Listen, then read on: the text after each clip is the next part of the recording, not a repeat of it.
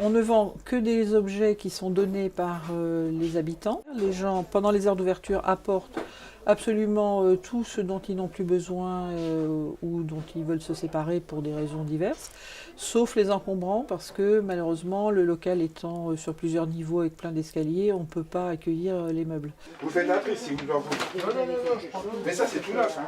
Regarde. C'est trié, c'est pesé et mis en boutique. Alors il y a deux parties, soit des choses en très bon état, propres, qu'on peut mettre en vente directement, soit des choses qui sont plus improbables ou abîmées, et à ce moment-là, elles partent au recyclage.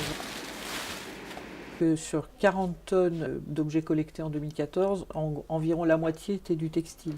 Et sur cette moitié, on ne peut en fait utiliser en état que 20%. Donc ça fait un tonnage très important qui part directement pour faire du chiffon industriel ou des matériaux isolants pour la construction.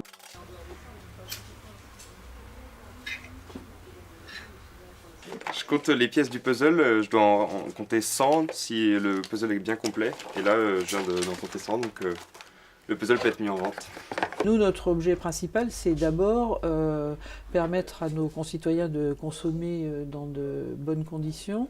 Et dans ce quartier où les gens sont très atteints par la crise économique, ça permet à des familles modestes de pouvoir s'équiper à très petit prix, puisqu'on appelle ça des prix solidaires. Les objets sont vendus entre quelques centimes et 5-6 euros au maximum, alors qu'ils sont en parfait état.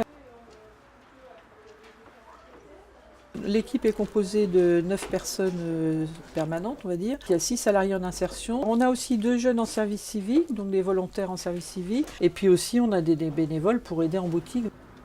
On est au cœur de l'économie circulaire, puisque par définition, les gens qui font la démarche d'apporter leurs objets, quelque part, alors bon, c'est pas aussi clair que ça pour tout le monde, mais ils se disent ça peut servir à quelqu'un d'autre. Donc il y a un petit côté caritatif évidemment, mais il y a surtout l'idée quand même qu'il faut arrêter de gaspiller, que les ressources ne sont pas infinies et que finalement, en venant nous apporter ces objets, nous on saura en faire quelque chose et permettre à d'autres personnes d'en profiter.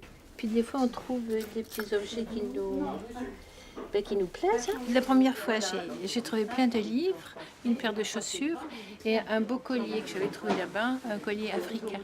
D'accord. Très bon.